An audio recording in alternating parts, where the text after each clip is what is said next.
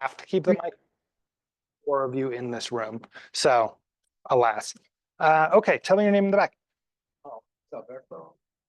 Alberto? Yeah, With an L, Alberto? Alberto. Okay, And I got my license back in December. nice. Okay, Yeah, I'm currently still working at full time. I haven't put much attention to whole real estate. sure. I've been in the process of moving to, and Where are you moving to? well, I'm selling my house for now. Oh, fair enough. Yeah, so What city are you based out of? I know was Valley area. You drove here from Magna? Yeah, I've been driving for a time. Um, First, we're very happy to have you here, and I think we're a great office. Why not South Valley or Sugar House? I don't know. They just told me that this office probably has like more people that will try to help you out. I believe that's correct. Fair enough. Well, I'm honored that you drove from Magna for this. um, cool. Okay. Um, let's jump into it. I do kind of want to know more about you guys, but that's enough for now. That gives me kind of an idea what we're working with. It looks like everyone has had their license for at least a month or two. Some of us more, but we're all sort of becoming active now-ish. The topic we're talking about fits right in the middle of other topics. It's lead follow-up, and it's very simple. I think I could explain this to a brick. So it's not complicated. So we're going to talk about the pipeline a little bit, and then we'll go through strategies for lead follow-up, because this is one where I think there's very little high-minded philosophy involved. It's just literally, here's 4 or 5 things you can do, and then do them, and now you understand lead follow-up. It's not rocket science. With that said, let me give you some high-minded philosophy. Who of us, I feel much more important when I speak into a microphone. Doesn't it make me sound like I'm an intelligent TED Talk speaker? Have you ever been influenced to buy something by someone hard selling you, socially pressuring you into doing it? Yeah, probably we all have. How did you feel after that transaction? Yeah, it feels super bad. And then I don't know if this is still happening because I very judiciously block people on social media. But when you get that message on social media, hey, we haven't connected in 4 years. How's it going? Anyway, I have an investment opportunity to, right? There's a concept comes to lead follow-up that I apply to all my clients. You can take this for what it's worth. This is mildly heterodox in the Keller Williams ecosystem, but it's the concept of Wu Wei. I think it comes from China. I think it is a subsystem of Taoism, and it's the idea of non-resistance. And so when you are talking to someone and you're trying to get to your third no or whatever, it was like, hey, do you want to work with me? No. Well, have you considered that I'm a better realtor? No, screw you. Like, well, actually, da da da. Maybe you will trick them into working with you. They will not give you good reviews. They will not refer friends to you. You're both going to have a bad time. And so the top philosophy that I want to carry into this, and I suggest with all your clients, is be a human first, chase your sales objectives second or third. That's it. That's the only high-minded philosophy I want to go into this with. That's all. I love you. There's 3 phases of the pipeline. There's 1 million people. Well, there's 7 billion people out here that you have not met. The first phase of the pipeline is to capture those people. I guess you're licensed to work in Utah, so this is actually 3 million is the population of Utah. You want to capture the contact information of those people. That's going to be fed into your database so that you can do drip campaigns with them, which will include your prospecting. That's your 36 touch stuff. We're not going into that right now in terms of like how you're dripping on them. That's the topic of other Ignite lessons. But the first thing you need is their contact information. So what's going to happen is when I say SOI, you know what I'm talking about, right? Your sphere of influence, your friends and family and stuff. Okay. What's going to happen is someone's going to come to you and say, hey, my sister-in-law is talking about buying a house and I want to recommend you. What should we do first? So let's say you're talking to me. I'm your best friend in the world. That's true. Nicole, my sister-in-law wants to buy a house.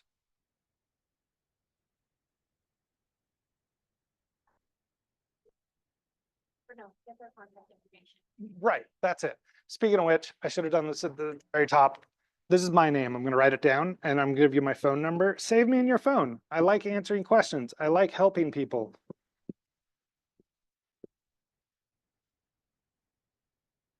That's really my first and last name. It's so unfortunate for two very different reasons. So this is pronounced Cavan, it's Irish, yay. And then my last name is actually helps. And then everyone says, oh, what a great name for marketing. No, people don't look at that and see a name. They look and see the word helps. It's not my fault, guys. Anyway, add me to your phone and text me your name and say, I was in Ignite or something, so I know who you are. And then I'll add you to my phone. And then when you have questions and stuff, you'll find I'm much smarter and better than Cam at everything. Okay, so yeah, get their information. Basically, when someone comes and says, hey, I've got a sister-in-law who wants to buy, the next thing I always do is, will you please put me in a group text with that person? Because there's 3 degrees of good. 3 degrees of good.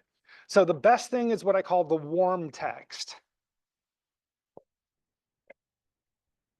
So this is, okay, my sister-in-law is going to buy. Then you say, oh, great, please put me and your sister-in-law on a group text, introduce me, and I will take it from there. And then you can get the sister-in-law, you do the buyer consult, essentially the pre-consult stuff, which we'll talk about a little bit.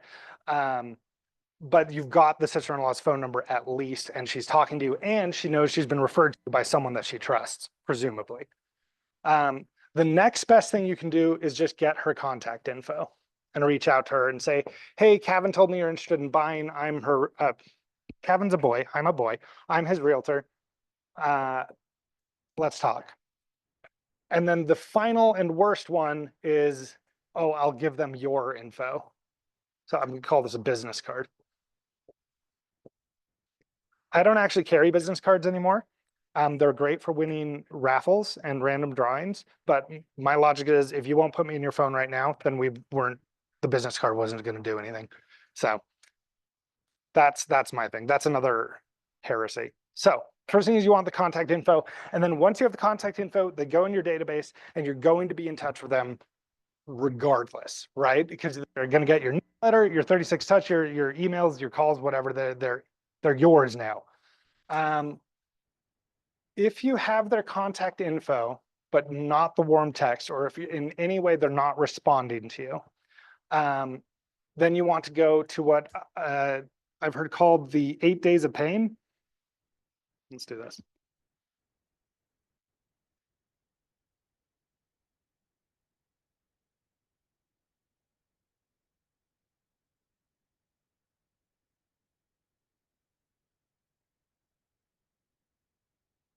Sorry, the pipeline, I'll draw it down here because we're really only dealing with the capture part. So the capture is you get their contact information, you know they are in some way interested in buying real estate. And then you come down to the cultivate, which is where they're in your database, they're in your 36 touch, you're talking to them. This is arguably what we're talking about now is cultivate. And then you get to the appointment. Everything you're doing is trying to get them to an in-person appointment with you, or if they live out of state, a Zoom appointment. Everything you do in your prospecting, your marketing, the goal is more appointments. And then with appointments, the goal is clients, closings, money, retirement, live your best life. But all of that starts with getting people to these appointments with you. So the 8 days of pain, I know people who do this as 12 days. And then when I started, they call it the 8x8, which is 1 contact a week for 8 weeks. I don't think that is nearly fast enough. Yeah. So the 8 days of pain is where you're reaching out to this person. Every time you contact someone in any context of real estate, a question to ask yourself is, would I have paid $1 to have this transaction? If you're not giving value to them, then they're going to be annoyed. Then we're getting into the social, oh, you need to say no to me 4 times garbage. Every time you contact someone as a realtor, they should be glad that you did because you have added value to their life. So there are 2 types of people you're reaching out to: buyers and sellers. Seller wants to push their house, buyer wants to buy a house, and then investor is kind of the third type. It's a subset of buyer. We'll come to this if we have time in a second. Are any of you planning to work with investors as your primary business? Okay. Okay. Yeah, I assume all of you would work with investors. We'll talk about them. Investors and buyers are very similar animals, so we'll come back to that in a sec. Okay, this one is just basic logic. You don't need any real estate experience. If you're a buyer, if you're interested in buying a home, what kind of information are you interested in?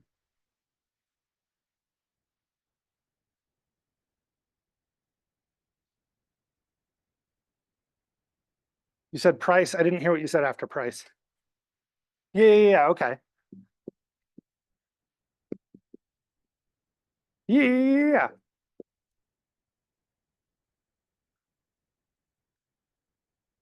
The location and amenities, that's if they've got like a specific thing in mind that they want to buy, that's a fantastic lead. Those are fantastic.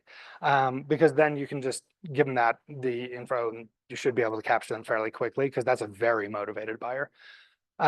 Generally, a buyer is motivated because they've had a change of work situation. They could have had a divorce, maybe they just had a baby. Like their living situation has changed, and therefore they need a house that meets that. But most of the time, they don't have a specific house in mind, although they're definitely already checking Zillow. You will never find a buyer before Zillow finds them. And so you guys haven't learned about CMAs yet. I heard you asking Cam about them. Okay. I know what a CMA is. I don't have other Okay.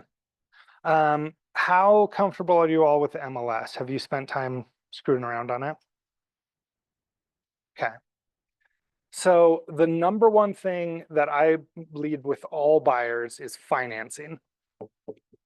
If you don't yet, you should find a mortgage partner. We have a mortgage company we work with here. I have a mortgage partner I really like working with. The main thing for you as new agents is find someone that you trust, that you like working with, and if you can, someone who is also kind of getting started in the business, because that sort of person is very likely to send you leads instead of their big dog agents. Because yeah, if you have the same mortgage lender as the red sign team, they have very clear motivation to keep the red sign team happier than they keep you is a way to put it. And so I strongly endorse finding a mortgage partner who's also new in the business, who's excited to work with you, and more importantly, is someone that you trust and would be happy to send your family and friends to work with on a loan. Does that make sense? Have you met with mortgage brokers? Where are you in that process? Okay. Nice.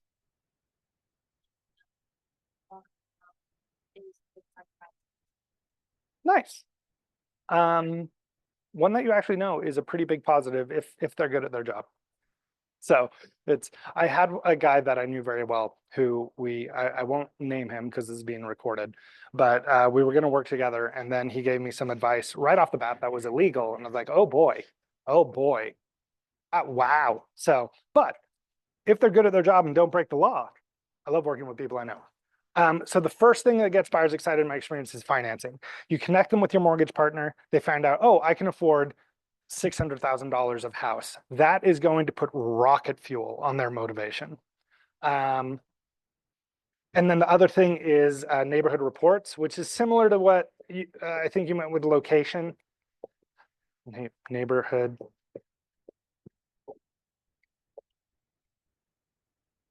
Which is if you have any information about the sister-in-law. So back to this conversation. Hey, my sister-in-law is looking to buy. You say, cool, put us in a group text. And I put us in a group text and you're like, hi, you're my sister-in-law, Gracie. Hi, Gracie. Tell me what you're looking for. And we'll talk about what that text looks like in just a second. And Gracie doesn't answer because she doesn't want to talk to some friggin' saleswoman. What I would do at a certain point is basically reach out to me and say, hey, I've had trouble reaching your sister-in-law. Can you tell me any more information that might help me connect? And so if you know any like, oh, she just got a new job. She wants to move to Draper to be closer to where she works or whatever. Then you can start sending Gracie neighborhood reports about Draper, right? You all with me so far? I'm just machine gun talking. We're more than halfway done. Okay. And then that for buyers, I find is most of the information that they're interested in. If they have a specific house, then obviously you grab all the information off the MLS, you call the listing agent on it, you get every drop of information and you feed it to that buyer because you're going to look like an absolute star. Sellers. Okay. So one thing to remember about sellers is all sellers are also buyers unless they're investors. So sellers are also interested in this crap because when they sell the house they live in, they're moving somewhere. Also, what else are sellers interested in? Exactly. And this is where I'd put CMA. I have a cautionary note about CMAs. We're going to come back to it in a second. Anything else? The problem is actually what you said is what they're going to get for the home. And yeah, that's what they're interested in. that can be broken into multiple categories. So if anyone can think of anything else, now's the time to shout it. But that was the correct answer. So because you didn't say CMA, you said money. The other one they're arguably interested in is sale process. How long will it take to sell, and how difficult will it be to sell? Yeah.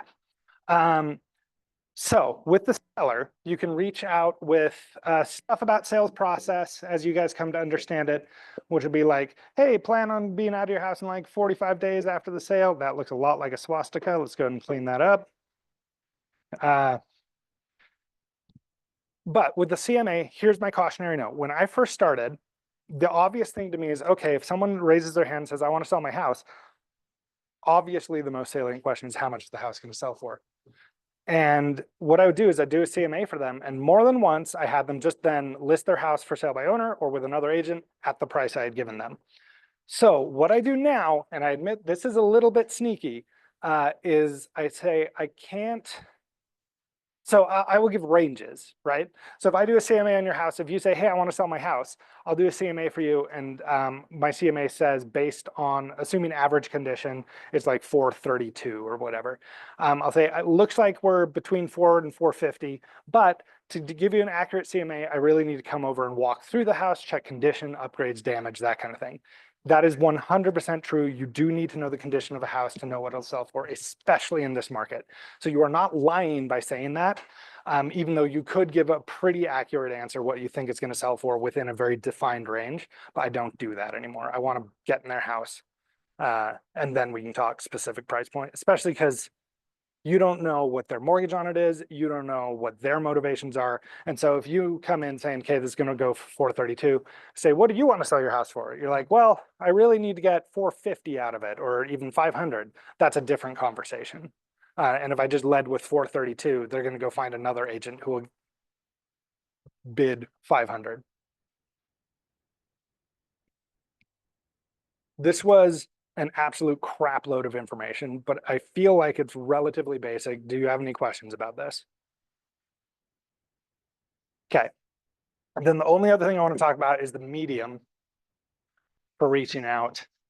And then I will just make myself available to answer questions because I want you guys to support it.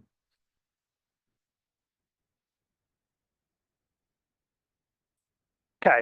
So we talked about the 8 days of pain. There are multiple stages of being a lead, right?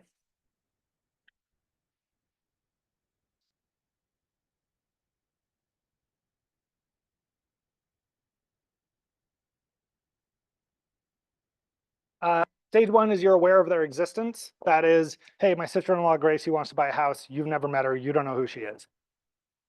You know they exist. That's it. That's stage one. Stage two is you have talked to them. And then stage three is pre-consult. And stage four is appointment. I'm sorry about my handwriting. I blame my mother. So what we are talking about here with 8 Days of Pain is right here, before having talked to them at all.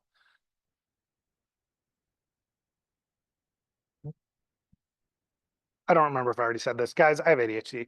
The 8 Days of Pain is once for 8 days in a row, you reach out to this person in various ways. Right? Did I say that? Is that new information? Surprise! That's what the 8 Days of Pain is. So the different media by which you can reach out. Actually, here. There are some obvious ones and some non-obvious ones. So yell them at me. Yell different ways you can contact a person.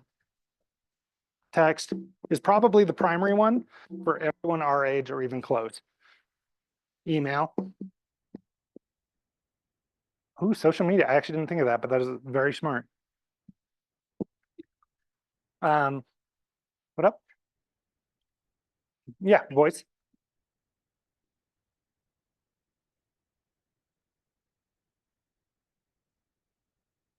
Ooh, mailer. That's interesting. I'm glad I had you guys yell these out. I really should have thought of social media. I think of this as a subset of texting, but it's not. It's different. It's better for a variety of reasons, not the least of which, if you have a two-way conversation with someone on social media, then it prioritizes them seeing your posts in the future. So if I have a choice between these two, I always choose social media. And mailer is actually very clever. If you have their address, I think that's great. What else? In person. Okay. I've got two sneaky ones. Who's an Android user? Are you all on iPhone? Okay. I don't know if iPhones have this capability. With Android, if you make a video, here, I'll show you. Someone give me your phone number. Perfect.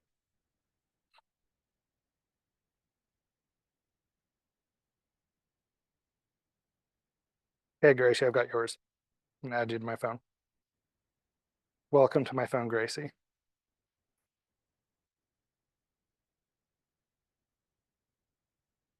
Okay, so one that I'm sure iPhones can do is the voice memo. Hey, Gracie, my name's Cavan. Listen, I was talking to Nicole and she said you were interested in maybe selling your house.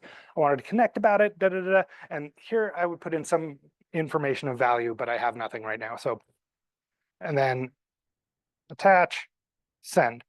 I find that these actually get a different response rate than regular texts, and friggin' nobody checks voicemails. That's voicemails may as well be shouting at the actual void. Then here's one that works on Android that I friggin' love, and maybe works on iPhone. We'll test it today. We'll learn in real time. So if I do a video, oh my gosh, I'm sorry for how I look. Not like I'm dressed great, but I'm sorry for my body. Hey, Gracie, this is Cavan with Keller Williams. My eyes don't line up when I look at the left. Do you want to hire me? And then on Android, if you take this and share it with Gracie Miller, it will show to her as a playable video. What I found is if I try to attach it to a text and it goes to an iPhone, it'll show as a downloadable video. Which is not what I want. I want them to be one push away. Then they see my face, they hear my voice. This is way more powerful than texting. I do this when I'm prospecting. I do this when I'm lead hunting. Although, again, what you really want is group text. That's the most powerful thing. Do you guys want to test this on iPhone? I want to see if it works on iPhone. Somebody send me a voice memo, which I'm sure will work, and then send me a video.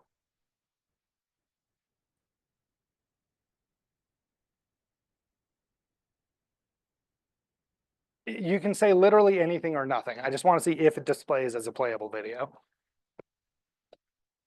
Because I'm an Android user. I know iPhones have the, like, I assume you can send videos to each other.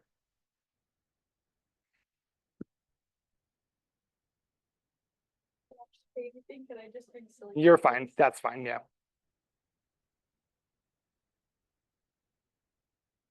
Adrian, I actually haven't gotten anything from you yet. Oh, there we go.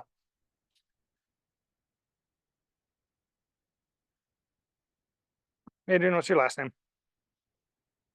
Can you spell that for me?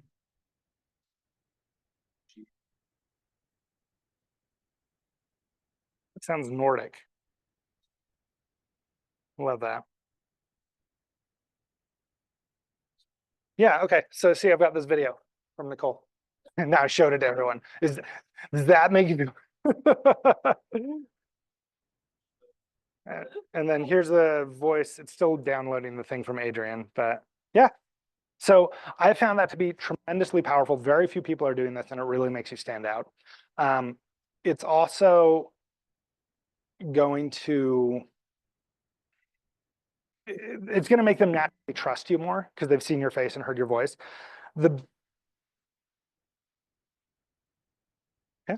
Yeah, voice memo worked. My volume was down, but it played. The other important concept here is what's called speed to lead. The overwhelming majority of the time, people hire the first real estate agent they talk to. And so when you get a lead, move now. Yep, that's it. Okay, once you've talked to them, we can go to the pre-consult. The pre-consult is another very simple concept. And then you guys, you've done it. Okay, so we're in the voicemail. You've introduced me to Gracie. I say, hi, Gracie, I'm Cavan with Keller Williams. What's going on? That was a bad example, but Grace says, hi, Cavan, nice to meet you. Cool, we're talking. So the next thing, I want to know her motivation, her timeline, and her ability. This is buyer or seller, okay?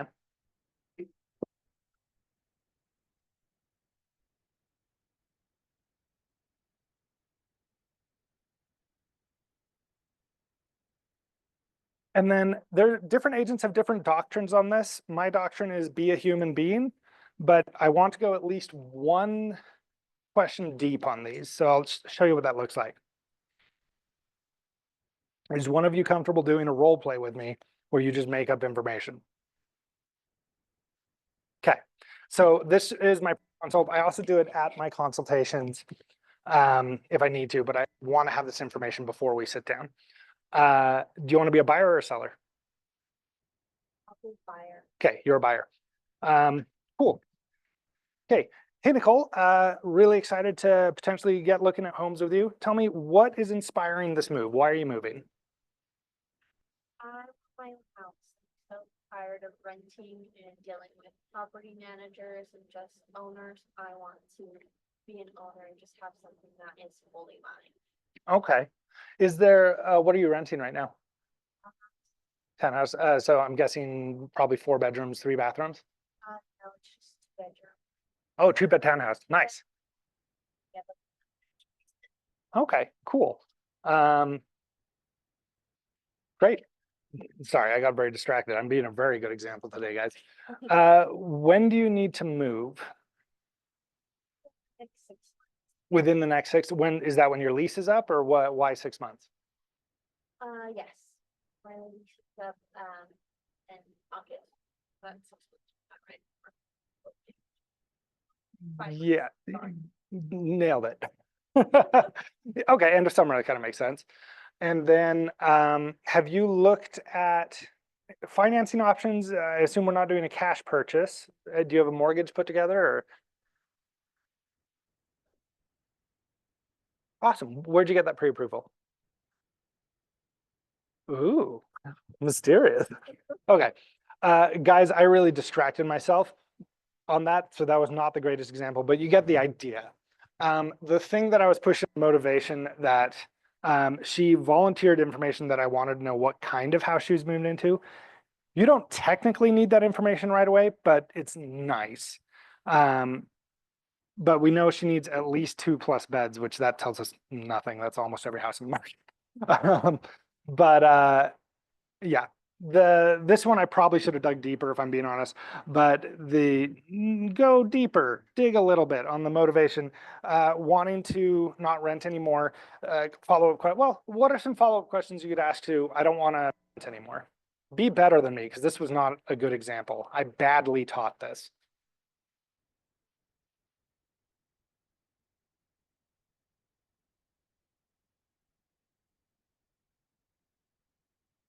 So when in doubt,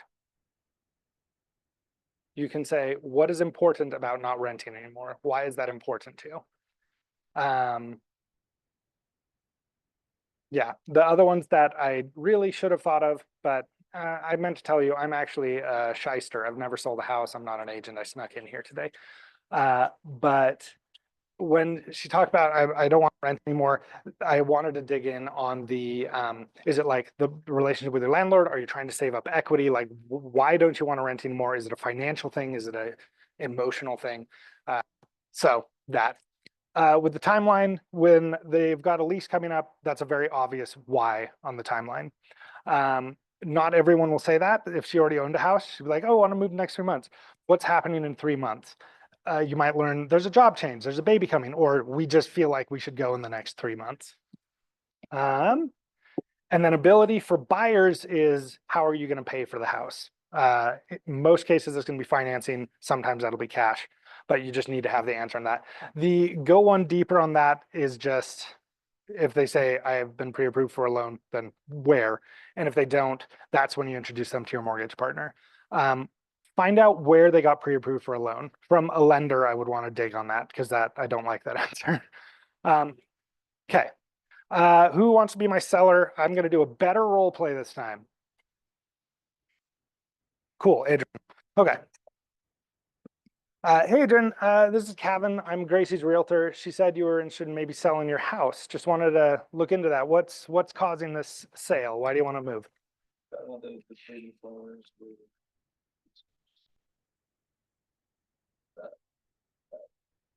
You just want to get out of there. Have you looked into doing a renovation, or why is that not on the table? Don't like the fact that that stuff happened in our house. And don't want to- Gotcha. Yes. Full litigation still. We can rest of this time. Okay, then I think I know the answer to this, but when would you like to be out? Yeah, that makes sense. How long have you lived there? Under a year. Okay, and did you buy it financed? Like, do you have a mortgage you're making right now? Yeah. What's your mortgage payment? Uh, Okay. You've only lived there a year. Okay. The concern I have is having only lived there a year, I'm worried about your equity. Do you have another source that could handle a down payment for another place, or are you relying on the equity from here? I have other sources. Oh my, sensational. Okay, that was a much better pre-consult. Everyone clap. Good job, Cavan. Good teaching. Okay. Do you get the idea on this? So the ability for the seller is what are you doing when you sell? Where are you going to live? Or if it's not the one you live in, what are you doing with the money? I admit I'm stretching the definition of the word ability. But if they don't have somewhere to move, they do not have the ability to sell. And so if he did not have other sources of income to cover the down payment, I would have pushed really hard for the renovation because with 1 year of equity, he's not going anywhere. Any questions on this? Litigation. So my logic with that, and the other thing I ask all sellers at the consult is, have you considered turning this into a rental? The answer is that seller in our scenario has thought about doing a renovation. And if not, he's going to real soon. So I'd rather lose the sale now before I spend a bunch of money on his listing. Yeah, because I'd rather, in a slightly higher minded answer to your question, I want to help people make the best choices. And sometimes selling is not the best choice. I do not want to sell a house that puts someone in a worse position if I know I could have helped them get into a better position. And in the long run, that will bring you way more business. Yeah. So if he wants to sell it because it's subject to, it has like meth in it, Mhm. when he would be selling it, wouldn't he have to let the buyer know? Yes. And would it, Oh, yeah. And that would thrash the equity. I didn't even think of that when I was doing the consult. Yeah. say that the buyer like requests that before they move in that she pay for Mhm. the radiation? Yeah. Not like sell, but like, Those are all very good points. Yes. So that is something I would probably bring up at the actual consultation. because I'd still like to get in the room with him. But those are all very good points, and honestly, I should have thought that. So, okay. So the way this frames the text, we're now in the group text. Are you good with me erasing? You understand this concept? This is, in my opinion, the most powerful thing I've taught you today, other than be human. So when you get in the group text, Nicole has put me in a group text with Gracie. And what I'll do is I'll give it a couple minutes because I want Gracie to be the second person to talk if possible. But Nicole will say, hey, this is my sister-in-law, Gracie. She's the one I told you about who's looking to sell. Gracie, this is Cavan. He's a realtor. He taught me a, 3-star class. First, I'll try and get Gracie to say something, anything. I'll just wait. If she hasn't answered within an hour or two, I wouldn't even wait 2 hours. I'd wait maybe 30 minutes. I'm like, hey, Gracie, this is Cavan. Pleasure to meet you. Tell me what's motivating this sale. Tell me the whole story. Let me know so I can see how I can help. Because we're trying to dig for that motivation timeline ability as soon as possible. And then push for the appointment. Does that make sense? So I kind of blazed through this, right? Yeah, kind of. That was 45 minutes. Longer than it should have been. Do you guys have any questions? Do you have a strong understanding of what exactly you'll do when someone says, hey, I have a friend who's looking to sell? Because I want to, please. So I actually have someone in this situation right now, Okay. but it's funny, I'm calling her. I could have someone put me in a group text with her. Would you say that's better to do or to actually speak with her on the phone? I would do group text, and then if you want to do the voice call, say, hey, do you have time for a voice call? I think that's a great way to respond to a group text. The group text, I would say, is more powerful because it's the difference between someone you've never heard of calling saying, hey, who referred the. So this is a funny story. This lady walked up to my father-in-law's house. Yeah. My husband was there. He answered the door. Okay. And she's like, I love the paint color of this house and I need to know what it is. So he had a little conversation with her and she's like, yeah, we're moving out to maybe it was North Carolina somewhere. And blah, blah, blah. And then he had her phone number. He texted her the color and Oh. was like, oh yeah, actually my wife's a realtor. If you guys are getting ready to sell, I can give her your phone number or whatever. She's like, oh yeah, maybe I'll reach out to her when we're closer to selling. And then he actually just followed up and was like, oh, I'll give her your contact now. She'll be in contact with you in the next few days. And she was like, great, sounds good. So Yeah. there's that. Okay. Under those circumstances, yeah, call or text, because you're not really getting a boost from your husband being in the group text, because she doesn't really know your husband either. Yeah. The advantage would be like if it was your mom's friend or whatever, then she has someone she trusts putting her in a group text with this person, with this salesman, right? In that case, I think the call is either way she's hearing from a stranger. So any other questions? Let me be a resource too. Top things that you recommend for like an agent, like getting started finding. Mhm. Like what information should we know? Like, for example, if we're gonna cold call Mhm. or we're gonna go door knocking, what information should we kind of memorize or like know off the top of the head? Like, what's the most asked question? I freaking love that question. That is a big question. So I'm gonna chop it up and we'll answer as much of it as we can. Yeah. And if anyone else has questions, you have to yell them out. But Nicole has asked a big and very relevant question for who you are and what you're doing. Back to the purple side. Okay. Everything you do as a real estate agent. This is the Cavan matrix of effectiveness. Is one of these 4 quadrants.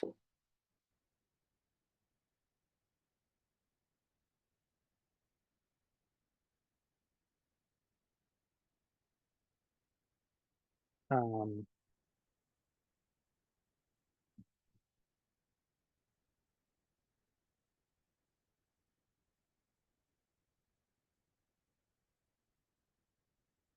ah,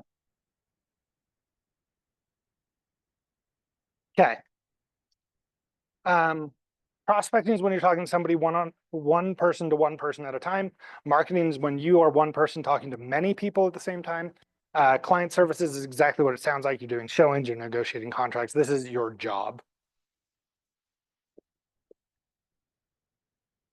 And then training is when you're getting better at doing any of these three things. Every week, I would argue you should be doing something from all four quadrants, unless you have no clients. Then hand this quadrant back over to prospecting or marketing, whatever you're more comfortable with. There's a lot to be said about social media marketing, and I'm happy to say it, but your question was more prospecting based when what should we be doing, right? Have you all sorted your database? Like, do you have your database put together? I'm gonna change. Contacts like that, right? Yeah. Okay, what I'm gonna do instead, I'm gonna give you a zoomed out view of what you should be doing. This is now we're talking about prospecting. And then we'll get into the nitty gritty. Because this is something that I was taught as a new agent and I very poorly understood.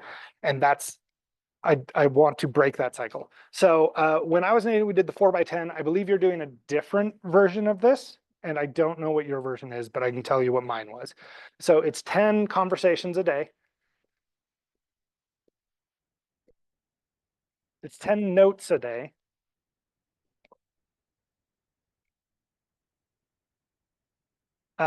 It is, oh heck, 10 database ads.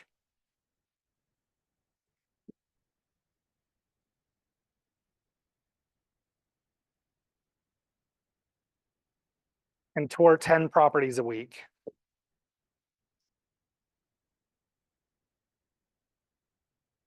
Okay, I believe you do something different than this. Does this look similar to something you're doing? Okay. So with the database ads,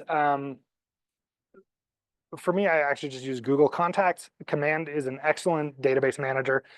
Basically, you're making sure that you've got 10 names being added to your database and they're being ranked in a couple of ways. Yeah. Everyone in the world falls into one of, I guess, 5 categories. A-tier contacts are people who love you, are cheering for you, who want you to be successful. If you called this person and said, I am desperate for a lead, help me out, they would do their best to give you a lead. These are your A-tier contacts. Most of your family is probably in here. Many of your friends are probably in here. If they know you're an agent, they will do their best to send business to you.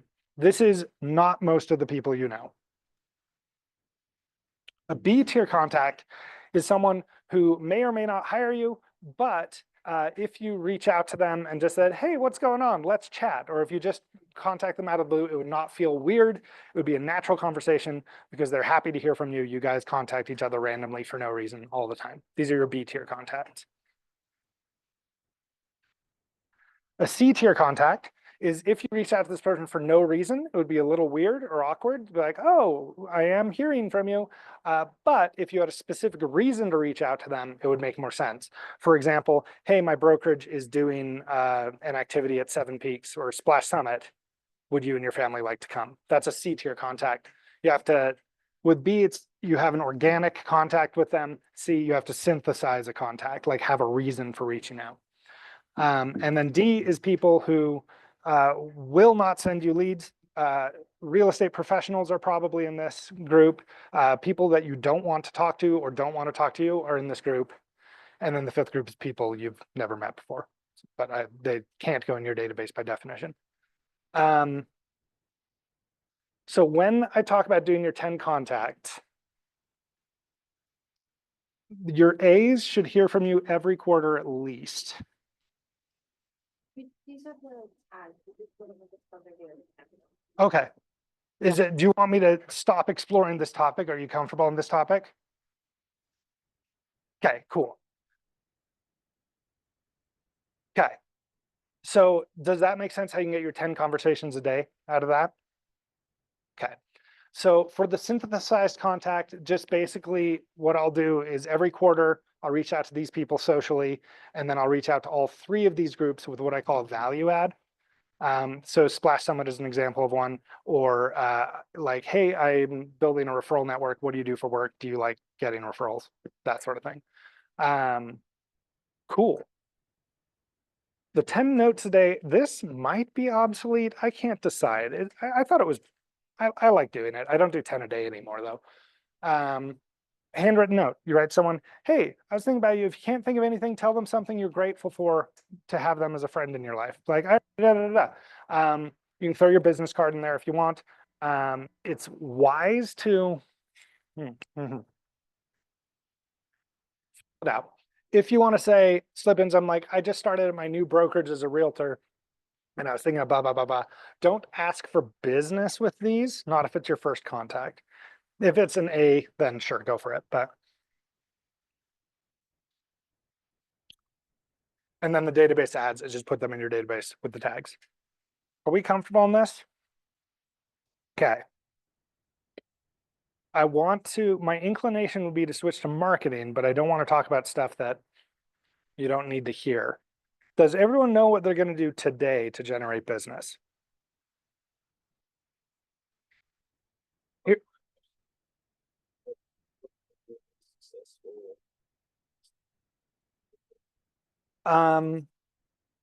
Yeah, so I have made a crap load of money off of Facebook, I think. The problem with marketing is actually really hard to know when it's working. But I get decent levels of engagement, and then I've had, oh heck, the majority of people who reach out to me, either self-referring or referring a friend, do so through Facebook. And so my Facebook strategy, I've been changing it this year. So if you follow me on Facebook, you can kind of see the growing pains I'm going through. But in general terms, first, is this answering your question? Yeah. Okay, cool. So in general terms, I do the 80-20 principle or the 4-to-1 principle. Ooh, we should do it with a colon so it's accurate. Beep, beep. I try to post on Facebook every business day. Historically, that has not been a problem for me. And 4 of those should just be about you being a human being who has feelings and opinions and thoughts.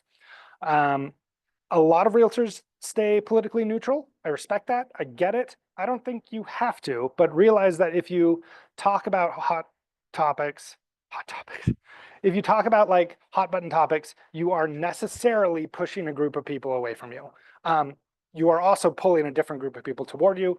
Do that on purpose, not by accident. But these 4 are to show that you are a normal person, that you have hobbies, that you have friends and family and interests.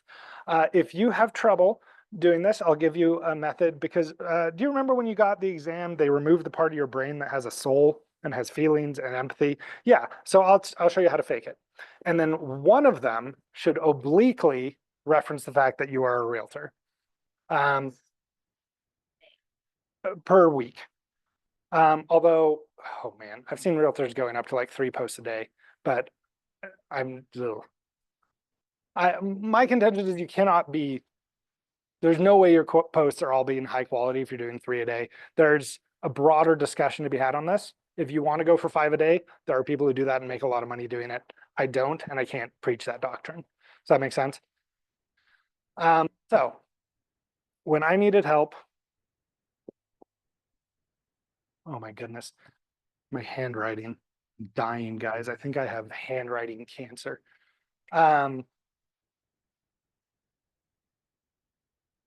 What was that? I haven't done this for a couple years. So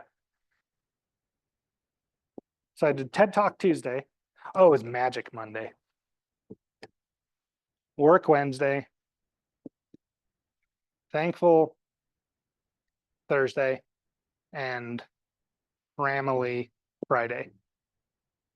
So if I didn't know what to post on Monday, I called it Magic Monday because all the other days of the week started with a letter of the thing.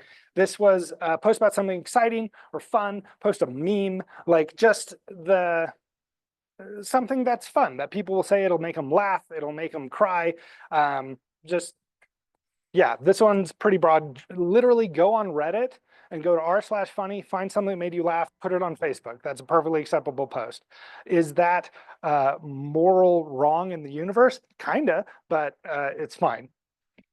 I pre-authorize you to steal Reddit content.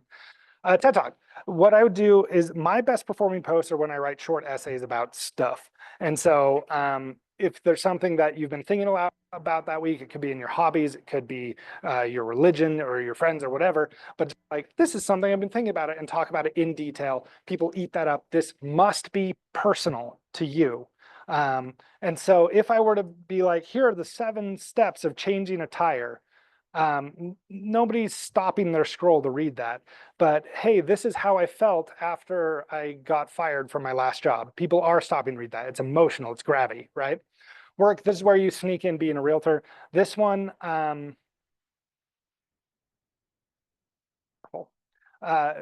think about who you want to present yourself to be online and make sure that you're in line with that, because we all have the MLM friend who's like, oh, I just use bad my dog, and like every post is that. Those people get unfollowed. Nobody gets on social media to see that. And so I get worried about realtors who post relentlessly perky stuff on Facebook, but some of them make more money than me. So if you're going to talk explicitly about real estate, present yourself as the person you are trying to be. And so if you're like, people want to hire me as a realtor because I'm friendly and active, then be like, hey, I was doing calisthenics with this client in my house, and post a funny video. I try to present myself as intelligent and level-headed. And so when I do explicitly real estate posts, it will be market information. It will be research I've done on a city for a client or whatever. Yeah. That Dean said this the other day about the market, because Okay. I found it really interesting, because nowadays a lot of people, they don't want to buy because of how high interest rates are. Mhm. And that's what his email was about, is, and like it went over like the different loans and stuff. So I thought that was super informative. So Yeah. I posted it, and like no one liked it. But then I like I said, I posted a picture of me and my dog, and it got like a ton of likes. Yes. Well, about like being that, like I feel like people don't really care that I'm really. First, you're correct. And secondly, these posts, especially if they're explicitly real estate focused, are going to get lower engagement. People log on to social media for 3 reasons. They log on because they want to be entertained, they log on because they want to learn something, or they log on because they want to feel connected to a community. So the post you can do about the market does potentially address, hey, I want to learn something, but most, you can put it this way. If you had an attorney friend and they posted a 5-paragraph essay on their Facebook about, here's why lawsuits are going to go into settlement 13% more often next year. I'm not stopping my scroll to read that. And so the question is, trying to decide how deep I want to go on this. No, not too deep. The hook and the digestibility of it.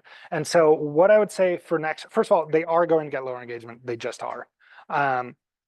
Read Dean's post, internalize it, chew it up, make it your own words, and then put it back on social media. And so what would I do a hook? It's like, I didn't read Dean's email.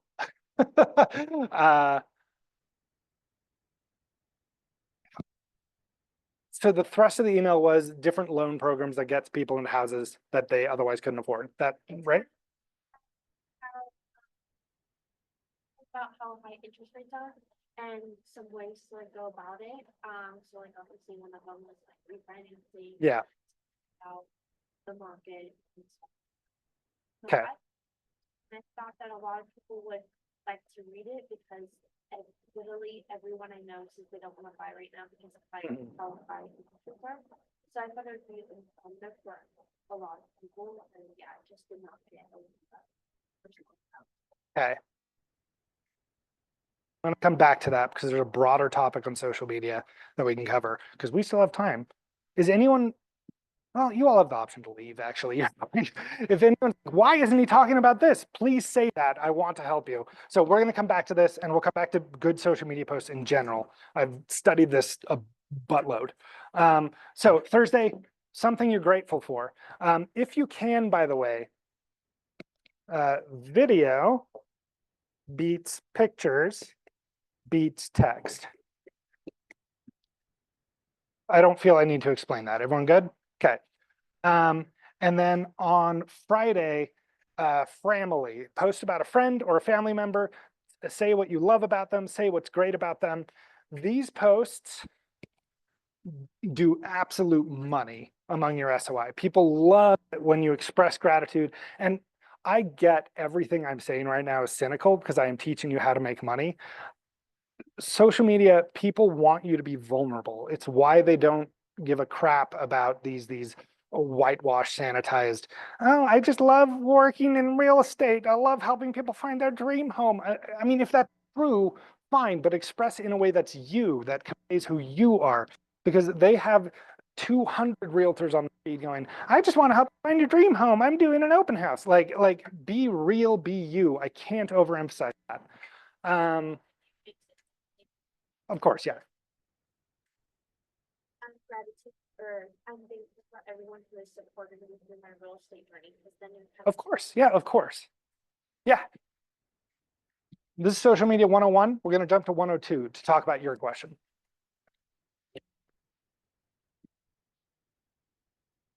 Everything you do, you should say, I want this post to perform in X way. And so if your previous posts are averaging, like, not all engagement is equal, but let's say you're measuring by likes. I think comments are more valuable than, not I think, comments are more valuable than likes. But let's say your goal is likes, because I think it's valid. And by likes, I mean loves, cares, angers. And we're just going to call those engagement tokens, okay?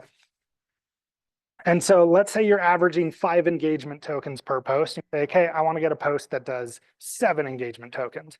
And then once that becomes easy, I want to go and does 10 engagement, but have a way that you're measuring how you're performing and hold yourself accountable to that. And understand that real estate-based posts are going to get lower engagement because a much smaller segment of the population cares. Okay. I don't know if I need to write this. I don't know what I would write. Whenever you make a post on social media and the goal is to get engagement, your first question is, what emotion are people supposed to feel when they read this post or when they watch this video? I like to do a lot of comedy.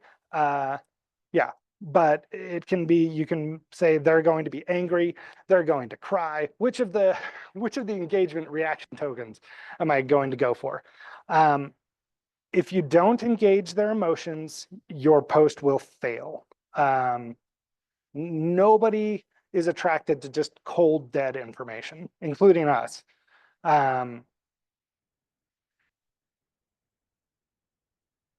So with the loan programs, the emotion I would probably be pushing for, I think you could do a post that engages people's anger, but that doesn't sound like the angle we're going for. It sounds like more we're trying to make them feel inspired. And so the first, they need to decide to read your post in like the first 2 seconds. Thankfully, TikTok has done a lot of research on this for us. And so you have 1 to 2 seconds to engage their curiosity. And so I would start with an emotionally charged statement like, this current market is crushing buyers. Like charge it. Or maybe you are feeling like this market is unattainable and you're never going to own a house and you'll die in poverty. That's too long. I like my first one better. Some emotional engagement, and then the entire post needs to be geared toward answering that, okay? And so if I were to frame that post, I'd say this market is crushing buyers. Traditional loans aren't working right now. I'm taking a really negative bent on it. But I would,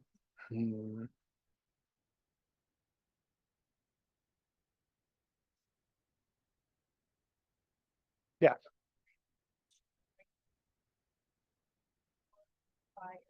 What information, like, do you need to know? Do you need to know about the different kinds of loans and what they offer, or is that something you'd be like, oh, you told that was,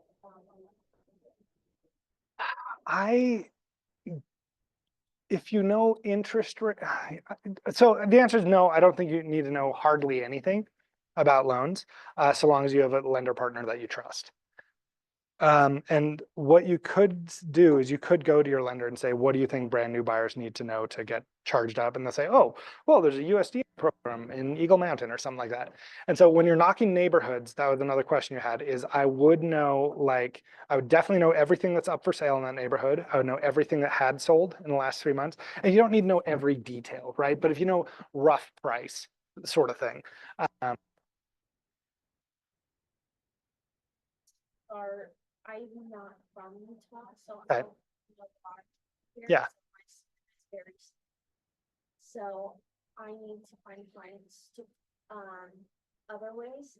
So I want to try and do like door knocking. Heck yeah. But Okay. I still door knock because I'm like, what information do I need to know before I go start knocking on people's doors? Because the last thing I want to do is like, oh, hi, I'm a realtor, and I'm gonna ask questions and I don't know, and then I look stupid, and then they're kind of like, why would I want to hire a realtor that doesn't know?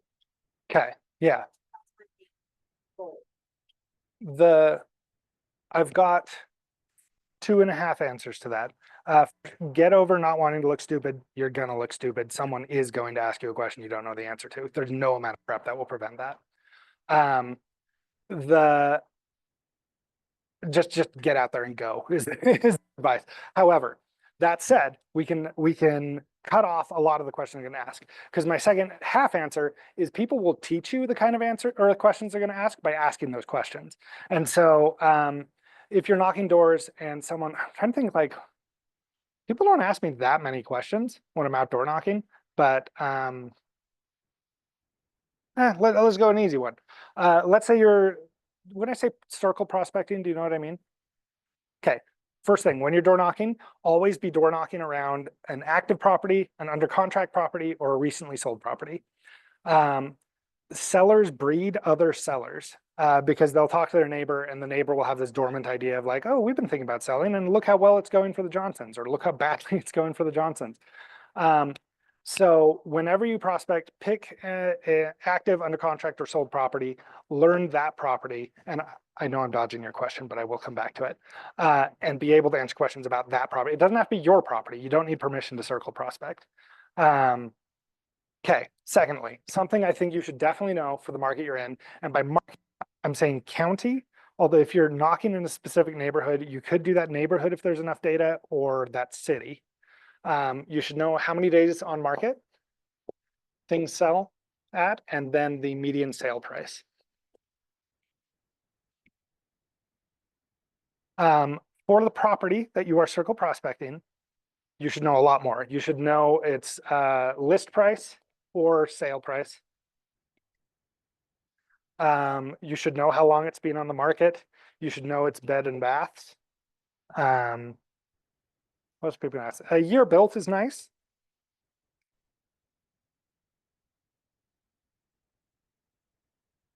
If it has an HOA fee, you should probably know that.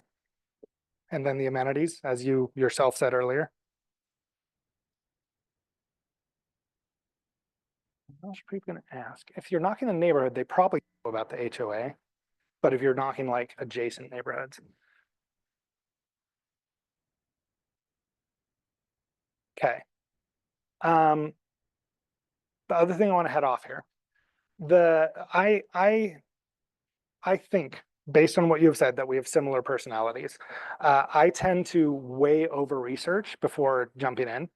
And the best favor I want to do you, if you are in fact me several years ago, is just go look stupid.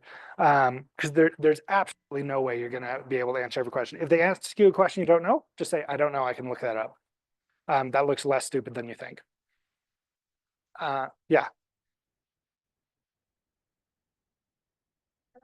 Is more personal than cold calling. Like when you're face to face, they see your face. They Mhm. see, Mhm. it's Because you're, well, honestly, something I don't answer, Right. but when. And you're a salesman. They're not salesmen. They're even less likely to answer. So, I think it's there. I like door knocking. I do a lot better when I have a partner with me. Although I should warn you, so I'd say I've door knocked maybe 40 hours in my career, not a ton. I've gotten 3 listing appointments and 0 closings off it. So a little bit of the blind leading the blind here, but I have gotten into the listing appointment a few times. It's very much a numbers game. And so your top advice is be human. That's your top advice. Then I would go in with a script. Circle prospecting, my favorite script is I like to do under contract, and I'll go and say, well, I did this in the hot market. I don't know if this would work anymore. What I would do back when everyone's getting multiple offers, I'd say, hey, my name's Cavan with Keller Williams. You probably saw your neighbor's house just went under contract. We had some buyers who wanted to get in there and they weren't the winning bid. Would you consider selling your house for the right price? I don't think that script would work anymore because they probably didn't get multiple offers. And also I don't like saying I have buyers if I don't. So what you could say, a slight modification, that house went under contract. So we know there are buyers looking at this neighborhood. Would you be interested in selling your house for the right price? That way you're not saying you have buyers when you don't. So when you've been sitting on the market 20 days and they say, why didn't you bring your buyer? For an active listing, I don't know if I'd do an active listing. I would do under contract or then recently sold. I say, hey, your neighbor's house just sold. Would you be interested in knowing about the process on that?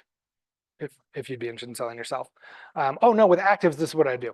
Is do you have anyone you would like to come be your neighbor? Is the script I'd use. And look, all of these are kind of the same thing. You're trying to get their contact information. The script is set dressing on that.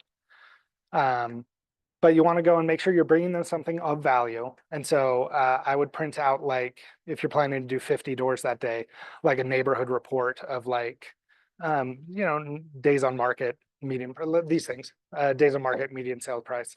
And then there's a couple things you can get from quick stats. But make sure you're giving something of value always, every interaction. Did that answer your question? Okay. Yes, okay. Any other questions on these massive topics I've introduced? I'm gonna tease you with a thing about social media and how to do good social media and marketing posts. And this is a topic that we could spend multiple hours on, but you're gonna get 12 minutes. So that'll be fun. So this is your last chance to ask any real questions. Okay. So the theory is people love stories, that stories are the most powerful thing that humans have to influence each other, right? And so in terms of engaging emotions, I'm going to go back to this. There are loan programs to help you in this market, right? Because I think that is an inherently boring topic. So we're going to gussy it up as much as we can to see if we can get people to be interested.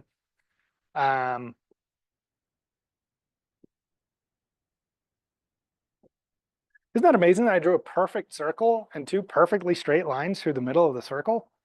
Amazing. Okay. First of all, does anyone know what I'm talking about when I say Dan Harmon's story circle? Because then we should be best friends. Okay, that's fine. It's very niche. That's why we would be best friends.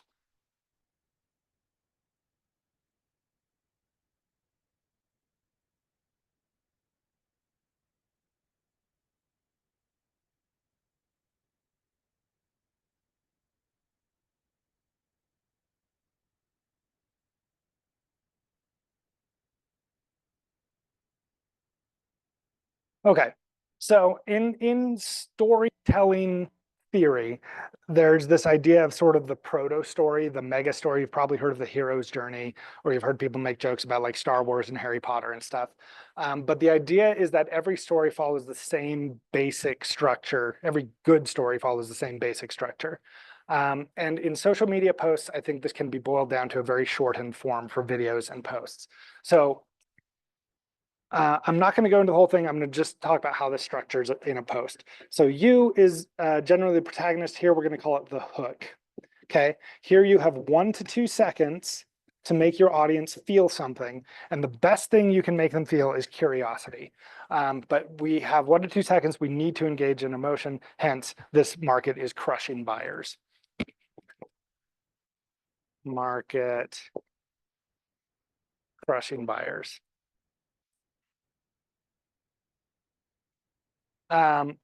So then, hi, how's it going?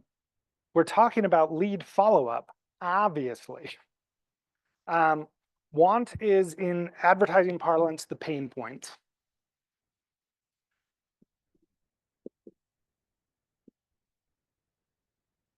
Here is where you do want to make the audience feel uncomfortable or like they are lacking something, right? And so for the purpose of like, I mean, depends on the length of the post, right? But if it's a 10-second video, this might be like 2 seconds of the video. But buyers can't afford crap. Interest rates are bad. Tariffs or whatever, right? We're building on the problem. We're making everyone feel uncomfortable, bad. And then here go this. So this is a moment, right? The hook is really quick. This is a process. And then go is another moment of where you say, but is it really all it seems? Let's look into it, right? And so you're taking one like, let's pile into this topic and learn more, right? It's just another quick thing.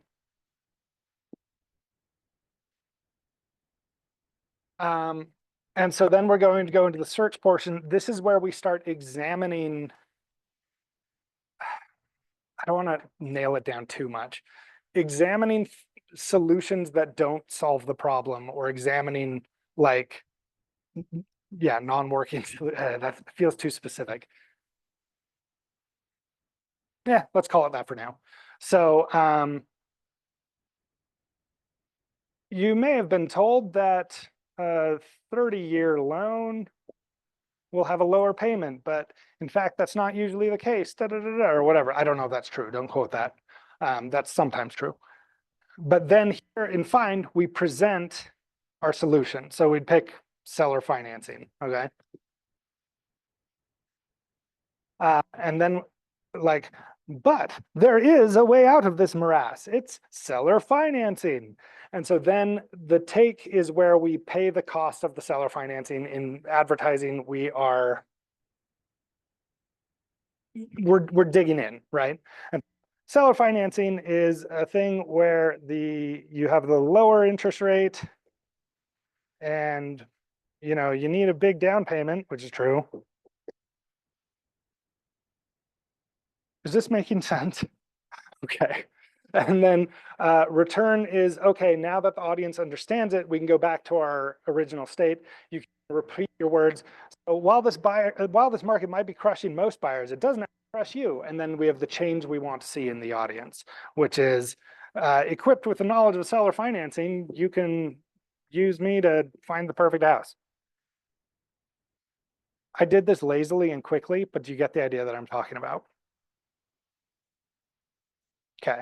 I think group chat that somebody did in their car, and I was making sure it wasn't mine. Oh, I see. Does anyone have black Kia?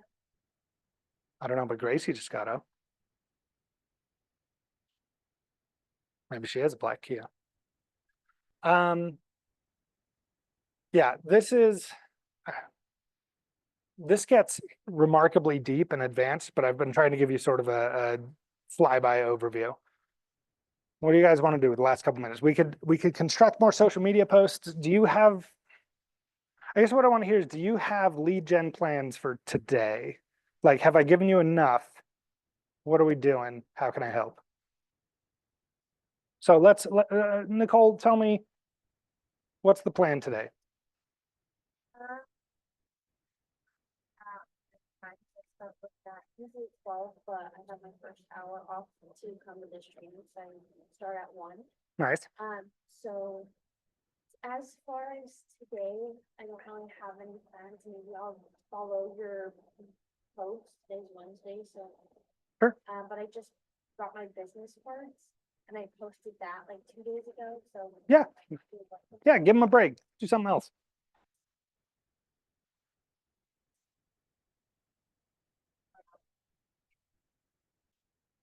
Okay. Best way to not check it out, bring a partner. Hmm. Right. I can do some door knocking with you, but probably not on Friday. So if you want help with that, we can set something up. Or find someone who's good at it would be even better. Hi, Johnny. Who's good at door knocking in the office? Question. Because we lost Dwayne ages ago. I was thinking Lane, actually. Oh, Lane. Wait, he's still here, isn't he? Yeah. Does he not knock anymore? Not now. He would be a good person to consult with, though, Lane Thompson. Wild teams like Super Door Knocker. Okay. I've knocked like 8 doors in the state. I'm way ahead of you. I've knocked almost 100, so step out of my way. Nicole, I'm happy to help to the extent that I can. It's a little bit of the blind leading the blind scenario, but I definitely want you to feel supported. So let me know, we can set something up, or I can help you connect with someone who knows their stuff. Hey, Genius Finance Club, we still have 4 minutes. I'm using them. So you're welcome, but I'm still here. I know.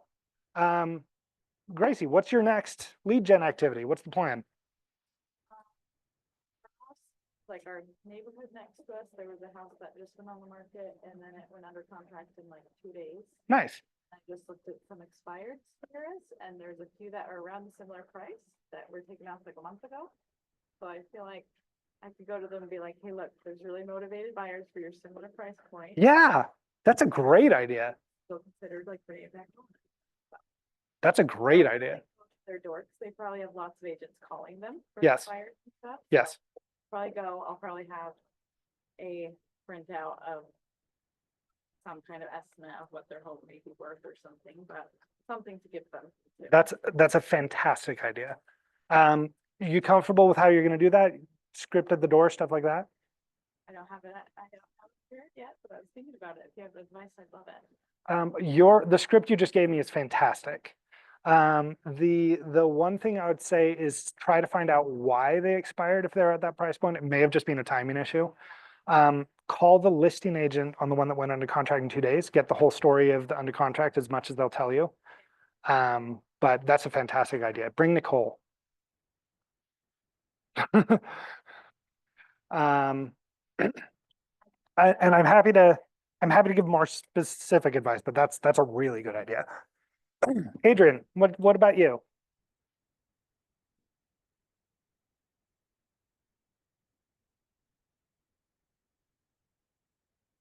What's your main social media? I'll follow you right now. My name, Sorry, Instagram, Facebook. not much on there right now, not big with social media, which I think is great because I have a fresh start. Yeah, That's true. Yeah. Okay. And then Alberto.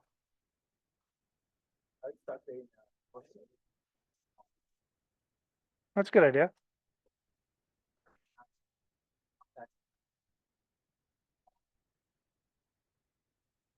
Cool. Okay. I think creating a social media page is a good one. Does anyone, I've got 1 more minute. Do either of you two want help fleshing out specifics? Like Adrian, do you have an idea? Do you know what you're going to post?